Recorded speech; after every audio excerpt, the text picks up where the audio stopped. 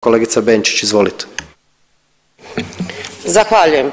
Drage kolegice i kolege, nekoliko puta smo ovdje u Saboru tražili oporezivanje ekstra profita svih onih koji profitiraju na inflaciji, odnosno koji umjetno dižu cijene na uštrb građana, a za svoju dobit. Svaki puta smo odbijeni od Plenkovićeve većine jer je HDZ dugo bio na postavkama da je inflacija uvezena, da će inflaciju regulirati softverima za praćenje cijena, te da će ju regulirati pozivanjem, pazite sad, na solidarnost korporacija sa građanima.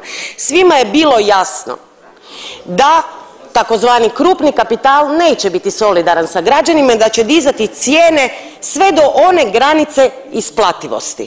A tu granicu, drage kolegice i kolege, postavljamo mi ovdje. Niste je postavili, niste glasali za naše zaključke i zato je korporacijama samo nebo granica. Sad odjednom, nakon 3 godine što govorimo to ovdje, Plenkoviću kao da je pala koprena sa očiju pa kaže, pazite sljedeće. Kaže da je današnja inflacija domaći proizvod, da je generiraju hrvatski gospodarski subjekti, da dio gospodarskih aktera radi svog profita podiže inflaciju koja pogađa one koji imaju najmanje i da ga to frustrira.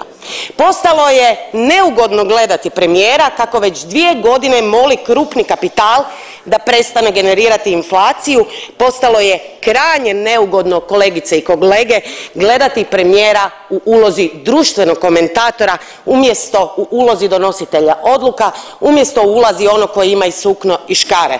Zato vas pozivam da zaštitite svog premijera od klečanja pred krupnim kapitalom, odete na stanku, konzultirate se sa njim i podržite ovaj zaključak na način na koji je on to sam neki dan postavio. I da dokažete da niste i vi dio onih koji podržavaju krupni kapital kao Most za koji ste to optužili.